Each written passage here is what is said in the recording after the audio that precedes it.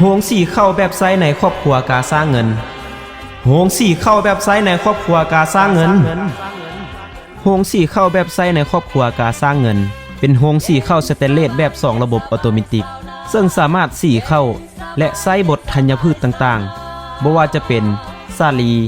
มันต้นและอื่น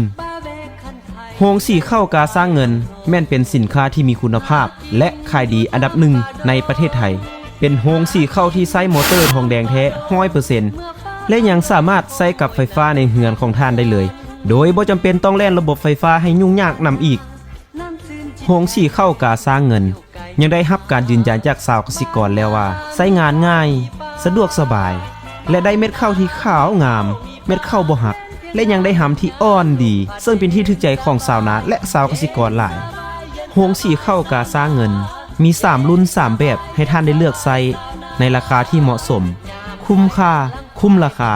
และยังรับประกันให้ถึง5 ปีเต็มพร้อมบริการจัดส่งให้ถึงที่ฟรีทั่วประเทศลาวสนใจติดต่อได้ที่ตัวแทนจำหน่ายของประเทศลาวที่สำนักงานใหญ่ห้านมุกมณีตั้งอยู่เขตดอนหนูนหลัก13บ้านไสสว่างเมืองไสธานีนครหลวงเวียงจันทน์และตัวแทนจำหน่ายสาขา2ห้านมุกมณีตั้งอยู่บ้านอุดมวิไลนครไกรสอนแขวงสวรรณเขตเบอร์โทรศัพท์020 5515 8919 020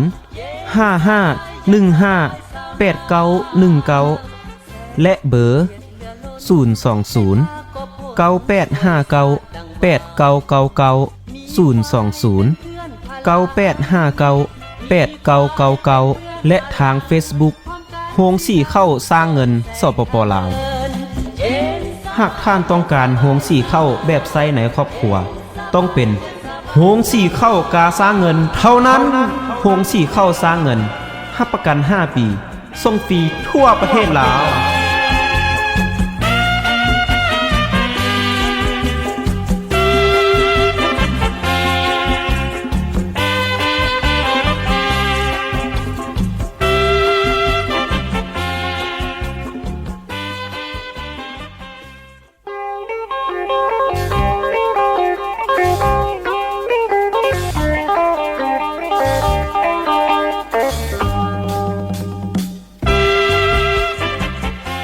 โฮงสีเข้าแบบไซในครอบครัวกาสร้างเงินโฮงสีเข้าแบบไซในครอบครัวกาสร้างเงินโฮงสีเข้าแบบไซในครอบครัวกาสร้างเงินเป็นโฮงสีเข้าสแตนเลสแบบ2ระบบออโตเมติกซึ่งสามารถสีเข้าและไส้บดธัญพืชต่างๆบ่ว่าจะเป็นสาลีมันต้นและอื่นๆโฮงสีเข้ากาสร้างเงินแม่นเป็นสินค้าที่มีคุณภาพและขายดีอันดับหนึ่งในประเทศไทยเป็นโฮงสีเข้าที่ใช้มอเตอร์ทองแดงแท้ 100% และยังสามารถใช้กับไฟฟ้าในเฮือนของท่านได้เลยโดยบ่จำเป็นต้องแล่นระบบไฟฟ้าให้ยุ่งยากนำอีกโฮงสีเข้ากาสร้างเงินยังได้รับการยืนยันจากชาวเกษตรกรแล้วว่าใช้งานง่ายสะดวกสบาย